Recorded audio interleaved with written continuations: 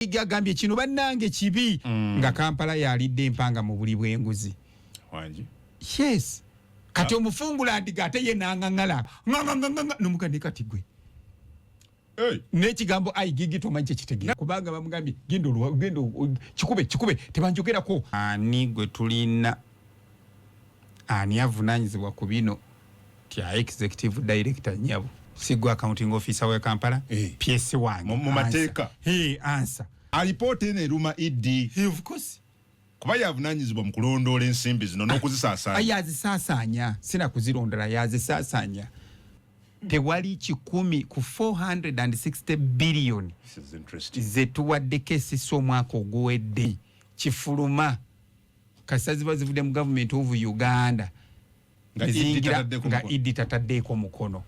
Dorothy Kisaka yasize okubamu ne complaints ez'obuli bw'enguzi kakati kiba kya buswavu gwe bw'otandika okwerwanako ebitagasa oguloono amawulire otiisatiisa bano bwe munanjogerako siddamu bawa bulango simanyi biki you are wasting your time. Genda otuule okwate ripoota yo Dorothy nkuwa amagezi tuule okwate ripoota yo era manyi basayigundi bo bakuulira bano waliwo abawujja obuyamba bakalumba wulira bino yangu omugambe namugambye tuula okwate ripoota weetegereze kubanze njagala mirimu lwaki olabisa muna NRA kati nalabisa ni ayigigi muna UP bw'oyingira mu kkubo nkukulashinga kwaba nna Kampala baagala makubo amazzi gatta abaana baabwe tambulanga bakabaka gwe minister you work in a simple way ono nogamba what's going on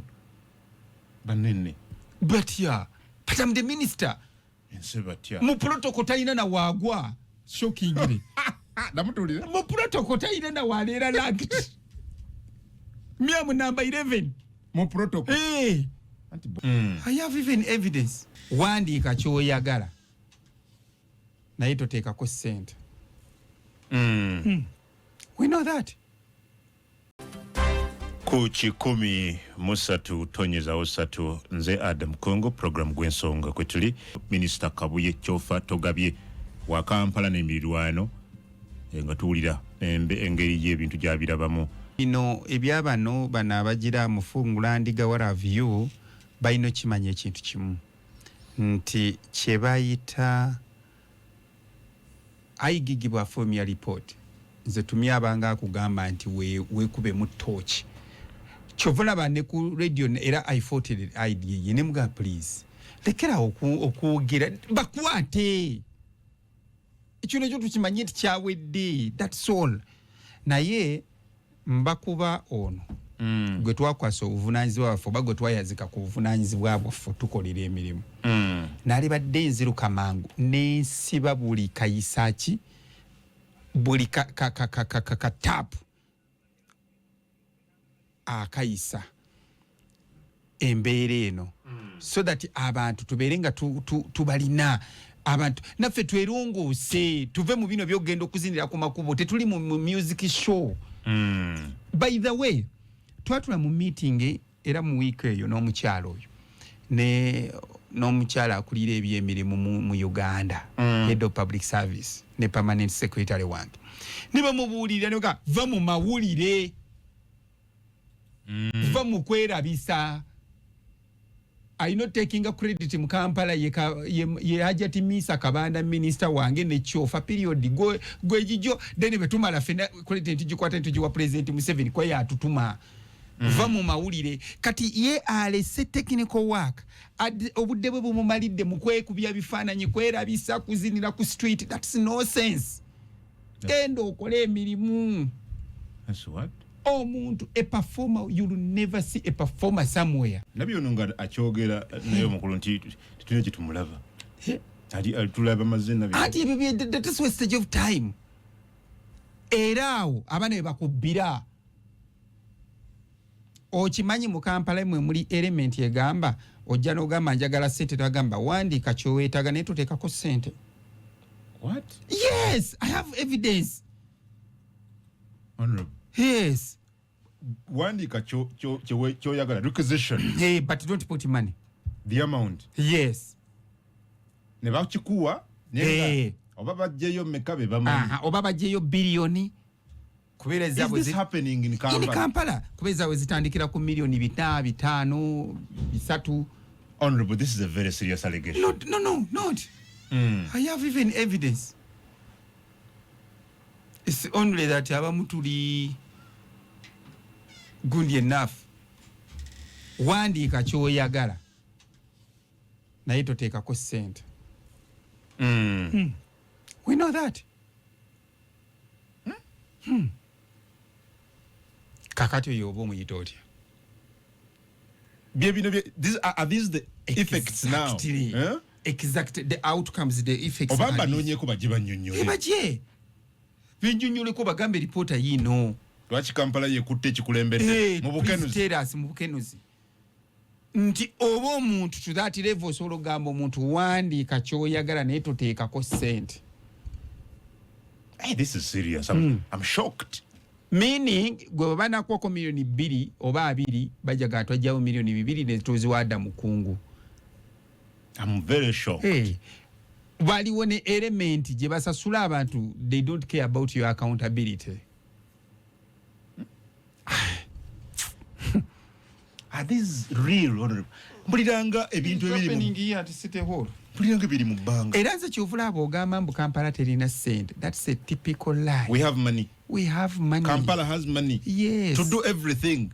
Makubo, substantively. To do something. Sente zibula bubuzi bwe zityo. Gwoba omuntu osobola omuga wandiika ky'oyagala naye toteekako muwendo. Kati oyaba agenda kuyisaawo meka. Billion teggwawo. Eyinza okugwa. So kakati issue gye tugambako era olutalo lwange nja kulwana nabo.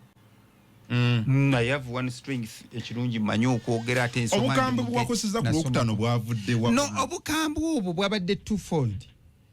Ono alemesa abantu avuluga abantu tebakolera abagoba. Nange mbagamba mukole. Enough is enough. Kati obukambwe obwo bwavudde. Ekyokubiri n'enkambwalira ba consultant, not the contractors as such. Siba n'abazimba. Ne ba consultant kubanga bwe nagenzo ku analyzing lot 1 ekolwa China China state. China state etambudde sofa eri ku 25% mu myezi emeka 5. Lot 2 eri ku around 10% era mu myezi emeka bonna bafuna sente omulundi ki gumu. Lot 3 abafuna sente omulundi gumu ali ku 0%. Myezi kompiji 8. Kale bonna balabbanga lyerimu kwa bonna bafuna sente mu Gwokusatu mu Gwokuna naye tebalina kye bakola ki kiri ku ground. Lot 4 eyo n'okuba tenabasimbula n'ensi gye balimu kye bakola ki tebagimanyi era yeyo ayigigi yakwatirako ab'enguzi. Kati lot 5 lot 2 ekolebwa ba Zingzang. Lot 3 China Railway 18 ne lot 4. Lot 5 CCC nabo bali ku 2%. Reason consultant. Kati consultant yakola lot 3 lot 4 lot 5 omuntu omu aganya okuwa abantu emirimu. Kakati nga nze wasisi sikubeerera tafu. Bwe busungu buno. Yes, jukire sente zolina siza mama woza government of Uganda. Toli mu kutuwola. Bawi ba musolo. Yes, totuwola. Well, honorable. You get. Lero byoyogedde. Nkakasiza lwaki ekibuga kiri mu state gye kirimu. That is kubanga bwe tulaba amakubo nga mapinga bwogalaba Port Bell, Sapolo, Kagwa ne walala. Bwanti ensimbi tuyina emiwaatwa mu mingi ate mu fochi fenna kitwegambye kyeki tukwatako fenna olutalo tulubeereko gwe minisita nyingira nti okudda nkole tekiniko waaka ate kisoboka ekyo. Nze yali badde atudde bwenti mu office ninde reporter kati ate kinetaaza kugenda ku ground nyombagane ne consultant smart design review consultant nyombagane ne contractor era bwe navo mu kuyomba ku Monday batandikirawo okukola. Why? Era abamuko some of them are my friends, by the way. They're my friends.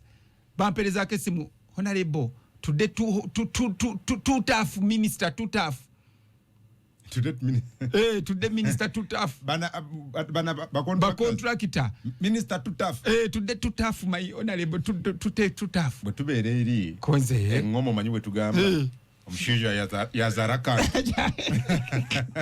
yazara kantu bantu mwe naye bwe bagira ne batandika okukola ki okukola era as I'm speaking now olaba nti abantu balina ki bakola ki jukira amataba gazze some roads okimanyi nti one of the causes z'amataba right now yes civil works ategena maaso. Do you know that? I didn't know that. Kuba channels ezimu tuzizibye okusobola okukola drainage system yazo kati zina wezikola ki ziyita amazi wegayita so the delays isn't as mu construction. Yes, jukira construction esinga tubagamba mutandike n'emyala mwala bagita alignment align the drainage system kati amazi begagenda okujja kwa oblokings teke china gye galaga ate amazi genonyeze kubo ate be nawulidde nti wabadde press conference where you were attacked mu press conference abo bafundu gandigana wetetaga kwogera omanyi kati abakyala bano nga bwe nagambye kati bo kye bakola kwe kuteeka abantu ku payroll abatalina na kye bamanyi atasobola kusoma kigambo IDG ne bamuteeka ku payroll ye kyaliko attack mbwa ya mugundi gwe buli kimundu ma yete bamuga omanye batu bano by the way you mean they hired mercenaries yes to attack challenge tuze mu bantu wano those guys have even built chief domes wakabaka hey ozimba no batambulanga bakabaka gwe minister you work in a simple way ono yep lokamba what's going on banene but yeah but I'm the minister insebatia mu protocol taina na wagwa shocking gire namutulira mu protocol taina na walera lanked miamu number 11 mu protocol hey anti bobo you read the protocol book I know number 11 hey so I'm the 11th important person in this country out of the 44 million people. But you move simply, in a very simple way. You act in a very simplified manner. Yes. Antu bali banene nabo. Abawa. Mukampala. Gugino gajire wakawo. By the way, senga abantu bakopa President Museveni, this country will be amazing. Senga fena bawe emirimu tukopa President Museveni. I mean, Gochimai mu Uganda muno the most simplest man ye President Museveni. I didn't know. Oh, get to know. I'm lucky nti kati atisi mbera a bit artist. I see what he talks every Monday, mulaba byayagala maybe in the week course at least a week in so ku interfacing na twice or thrice. Ndaba kyali. Ye most simplest man you can humble, you can't imagine. Chivulaba akugamba nze munvume what is it omujje coach you waste your time na yabe don't diverge from the line nefe tulemeddwa okukopa no ne President Museveni ono nejjukira is the fountain of honor commander in chief omacha kitegeza ko okuyita commander in chief saisi the chief finance officer we gwanga but he lives a simple life. Just simple life. You don't need to be in heaven executive director CEO of this. You're wasting time. You actually otandika okwekulyettingako olukomera lwaba psychophants babloka and oluva mu lukomera lwaba bloka kiddako kiwebubbi. So mu press conference jotagala tuogereko babadde ba defendinga abantu abamu but foolish nga nebibogera tebabimanyi bogera kimusa wa NRM oli nabanna obusiru oli natuka nakugamba yaje wange natulimba PDM ngalengere mbata alengere emputa atani alina peni ya PDM huyo omutunulidde. She has to sign files zibadde ku table yo emyezi 3 era nababuuza ekibuuzo, what is your turnaround time? Kunga, I don't delay what I can do today for tomorrow. Chikola kati ne kiggwa. Era nze office awo nga bamba kimanyi. Ne bwe nsanga omugugu bwe guti, ngenda okugifuluma nga nzikiriyalinze. And I'm lucky I've imparted some skills in my people. Nze office yange ba staff bange, they don't leave a table nga tebagikiriyalinze. I mean, your role is to read and respond. Read, send it off your table. Passing on period responsibility eri omulala. Era abantu abamu abajje wange kati batanse okwebuza naye ono minister yabaatya. Oyinza tuka gobo kyanyumye eno tata. Alo kungu. Gokola ku kino na kino nti I'm sending you this person. Omuyambe ABCD wants to register is a radio. Get out of my office. Ekyo kiggwe. Kati nkwagaza ki? Olwaleero waliwo omwami azze mu America. Alina missionary gundi ewaffe eruweere eyo. Naye yeewuunyize agambye munne n'ampeereza ka message nga bagenzi naye but this minister is funny. I mean, agambye he has never seen a minister like me. Ye abadde aloko ali awo n'ebifayiro by'omusajja wattu. Tye kale. I'm listening, sir. Harry, talk, please. No worry. It's called Harry. Shannon. Gundi Ruwero. I have this problem. I'm sending my people tomorrow at 9. They will be in your office. Could you please give them time? Ntiaba agarachi ABCD. Tiamu kamange basindike bajje. Na ye, bwe babajja no nabeerewo okuba mwetaaga. Bonna muchanduling omunu. Minister of Education, Commissioner. Hello, Mr. Commissioner.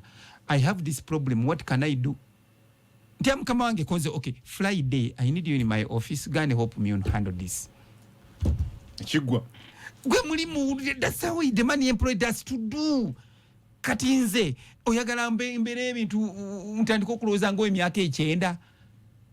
Bipayiringao. For what? Aze ne fayiro ze ne mulaga nti mukiriyalinga n'agenda ne fayiro ze mukaaga. Takikkiriza. Timu n'enkyalira, by the way, bakansala bankyaliddeko okuva Gombe division. Nansana municipality. Banupu no bonna. Out of 34 to NRM enako babiri. Nabo badde bakyatudda ngebizibu byabwe because echi. Abanupu. Hey, naga mu Uganda mulimu minister wa Museveni ayinza twaniriza bwati. Kunza ate munkoze echi. Yeka baze bebwala. Ngabali bwe bati kunza amukumi ini nyumba yammwe. Nemagano bagamba ate zinentebe mutandiko ziga ozituula kubanga engeri gye mutajja kujja mangu tulino batege ebintu bino mutandiko obimanyira biri kinana walituukira nga mumanyi minister bwe batula mu maaso ga minister. So I'm surprised. Hired mercenaries. But that is normal. People hired and it is to a character. Who are they attacking? Are they attacking No. Whatever. But those are the characters of incompetent people. Incompetent kitegeeza omuntu abatasobola bizo character naye omuntu amanyi kyakola. You don't need people to defend you. I get this one. Do I need someone to defend me? I just summon my team. Why are things not moving? Because let's read this report one by one. These are 10 directors, but there are 25 musitinga omulumu. Are you impressed? Then who is contributing to what? Abantu bonna bajja kufuukula ebigambo. Sente mu Kampala ziri mu kubbibwa bwe zityo. Sabini people will vomit out bagame nze biki obagaye now from today. Aba ajijja bawayiriza. Okay fine kabawayirize kale neha honorable Betty Kamya kuwayiriza kwagaza ki. Mayo lo omuntu gotuna mujita mutya the essence, what will be the reason, the essence of you kuwayiriza. Akwegomba kochi akwagaza is she needed ali need nyaina kazi mugaga omanyolo omuntu nagambe kino kole kituka data kati Adamu apayiriza for what Adamu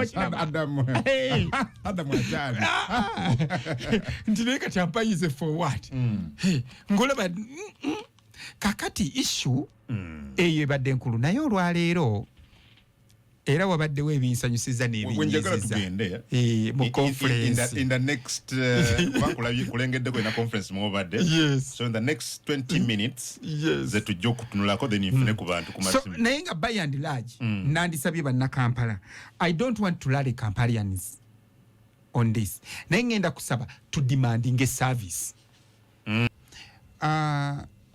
tubadde wali kikakati executive director yavunanyizibwa entirely kwa accountability ya funds zonna ezigenda mu KCCA so kati alipota bwevaayo eya IGG kalisoliso wa government ngeraga nti Kampala ekulemberwa accounting officer ED Dorothy Kisaka yasize okubamu ne complaints ez'obuli bw'enguzi she should carry the cross ngatubulira simple kakati kiba kya buswavu gwe bw'otandika okwerwanako ebitagasa oguloono amawulire otiisatiisa bano bwe munanjogerako siddamu bawa bulango simanyi biki you are wasting your time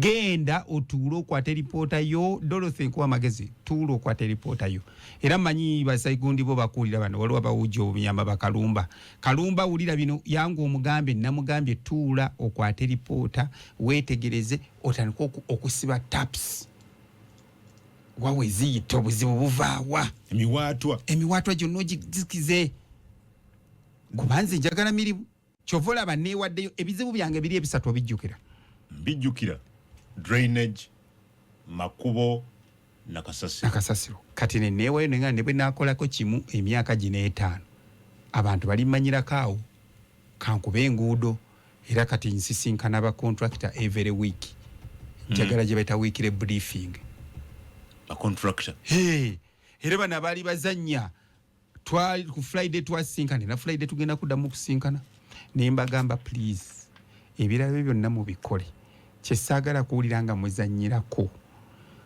kyovula twaddamu ne tutabuka ne road mayor konze ebirala byonna bwoba n'ekizibu yogera toleeta kizibu kyonna ku kye bayita luguudo lutandikeko awo enkuttira kyovula kye nagambye nti waŋŋanga nakulaba ogira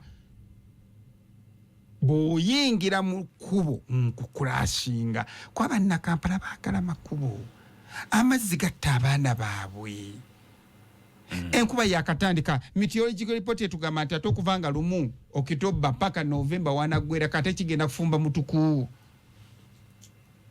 gwe ng'oddira eno weesiba amataayi ng'atojja ogamba nti ABCD toyogera ku kkubo tusooke tukole ekkubo kuba tuli mu postmortem tosobola kuba mulambo mpiso oba emiwendo gyali mingi I don't care gyali mingi njagala kkubo kati ebyo tuli value for money audit bugyeri eritubuulira kubanga of course ebikolwa bingi naye kale tugambye ebyo tuli bikola ki olulala tulibuulira ninga bannakampala bafunye ekkubo kibula nakutandise ne kugamba nti Portibero oyinza okugenda n'ogamba temukolawo tebakutta so kati nze awo wensinga okwagalira bannayuganda nti bino byonna bye tukola buli muntu yeetikka omusaalaba gwe bani abawujja obunyama bw'oyogerako abalemeddwa okutegeera ky'oli mu no kati abantu abamu yegwa amawulire tugawulira bagenze nga bagamba batuuza ka conference awo ka press conference kyofa